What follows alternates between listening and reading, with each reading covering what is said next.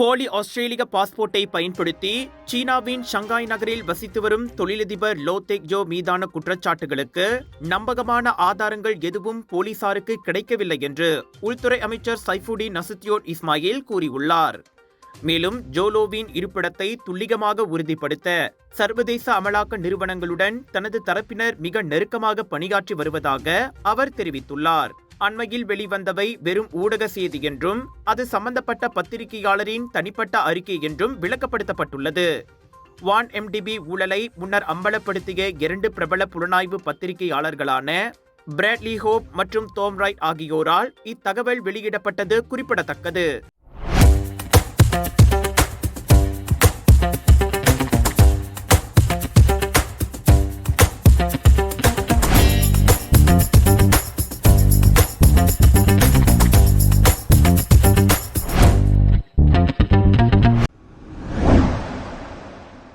தலைநகரில் வரும் சனிக்கிழமை எதிர்க்கட்சிகள் ஏற்பாடு செய்துள்ள பேரணி அமைதியாகவும் ஒழுங்குமுறையோடும் நடைபெறட்டும் என பிரதமர் டத்தஸ்ரீ அன்வார் இப்ராஹிம் எதிர்பார்ப்பை வெளியிட்டுள்ளார்.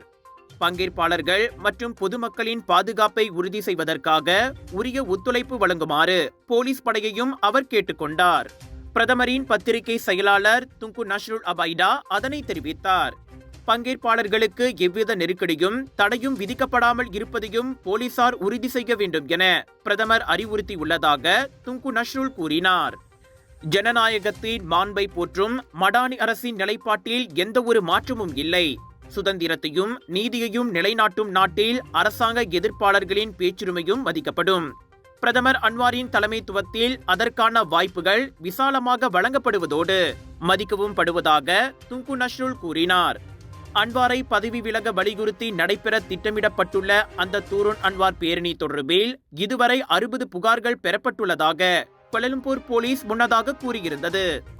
எதிர்க்கட்சியினர், அரசு சாரா அமைப்புகள், பல்கலைக்கழக மாணவர்கள், பொதுமக்கள் என சுமார் 10,000 முதல் 15,000 பேர் வரை இந்த அமைதி பேரணியில் பங்கேற்கக்கூடும் என போலீஸ் கணித்துள்ளது.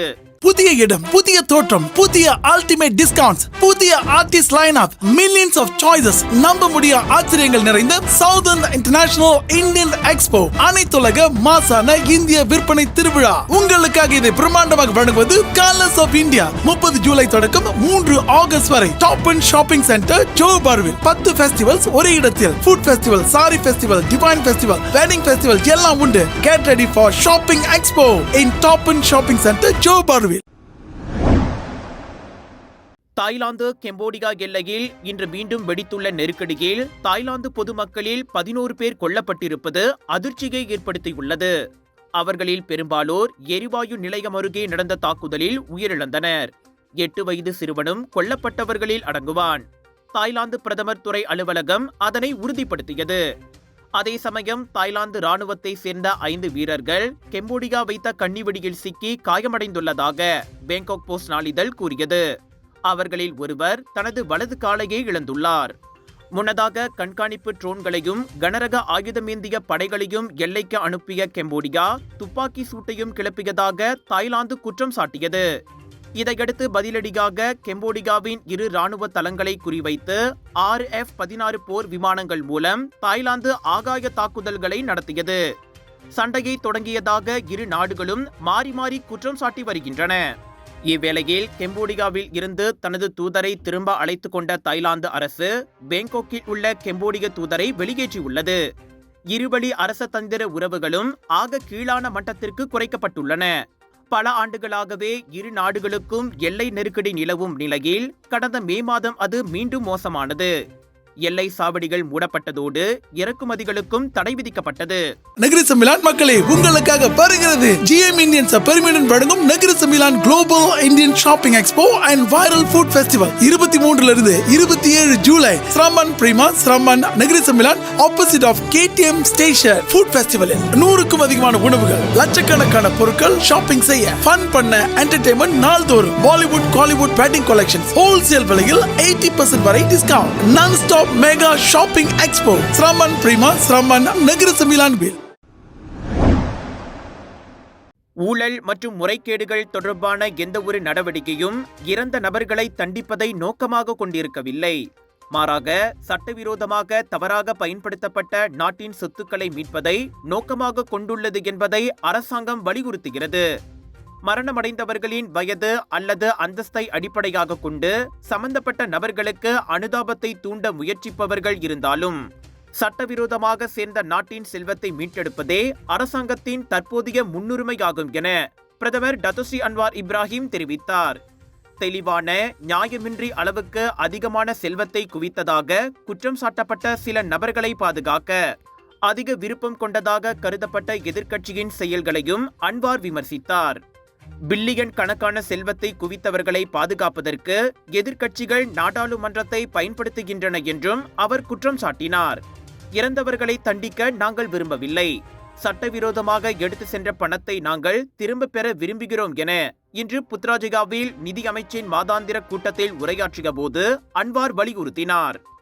இதனிடையே பத்துபுத்தி பிரச்சனையில் தனது குற்றத்தை நிரூபிக்க நீதிமன்றத்தில் அரசாங்கம் வழக்கு தொடர வேண்டும் என்று முன்னாள் பிரதமர் Tun doctor Mahathir Muhammad விடுத்திருந்த அழைப்பையும் Anwar நிராகரித்தார்.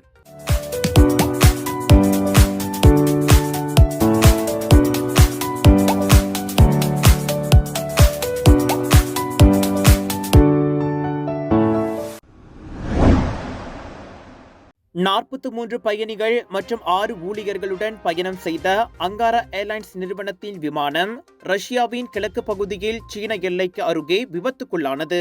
அமூர் வட்டாரத்தில் திண்டா நகரை அந்த விமானம் நெருங்கிய போது அவ்விமானம் ராடாரில் இருந்து மறைந்ததாக அறிவிக்கப்பட்டது. திண்டாவில் இருந்து 16 கிலோமீட்டர் தொலைவில் மலைப்பகுதி வட்டாரத்தில் தீ எரிந்து கொண்டிருந்ததால் விமானத்தின் உடைந்த பாகங்களாக இருக்கலாம் என்ற சந்தேகம் எழுந்துள்ளது. இந்த விமானத்தில் பயணம் செய்தவர்கள் எவரும் உயிர் பிழைத்ததற்கான வாய்ப்புகள் இல்லை என மீட்பு பணியில் ஈடுபட்டுள்ளவர்கள் தெரிவித்தனர். தொலைதூரத்தில் உள்ள காட்டுப்பகுதியில் தேடும் நடவடிக்கையில் ஹெலிகாப்டர்கள் உதவியோடு தரைப்படையும் ஈடுபட்டு வருவதாக கூறப்படுகிறது. என்டனோவ் 24 விமானத்தின் விபத்துக்கு விமானியின் தொழில்நுட்ப தவறு மற்றும் தெளிவாக பார்க்க முடியாத சூழ்நிலையும் காரணம் என உள்ளூர் ஊடகங்கள் தகவல் வெளியிட்டன. 5 சிறார்கள் உட்பட 43 பயணிகள் மற்றும் 6 ஊழியர்களுடன் புளோகோவிஷெக் நகரில் இருந்து திண்டா நகருக்கான பயணத்தில் ஈடுபட்டிருந்த போது அந்த விமானம் விபத்திற்குள்ளானதாக இதற்கு முன் தெரிவிக்கப்பட்டது. விபத்திற்கான காரணத்தை கண்டறிவதற்காக ரஷ்ய விமான போக்குவரத்து அதிகாரிகள் விசாரணையை தொடங்கியுள்ளனர். புகை மூட்டத்தால் பிள்ளைகளை பெற்றோர்கள் பள்ளிக்கு அனுப்பவில்லை என்றால் பரவாயில்லை என ஸ்லாங்கூர் அரசாங்கம் கூறியுள்ளது. மாணவர்களின் ஆரோக்கியம் கருதி அந்த தளர்வு வழங்கப்படும்.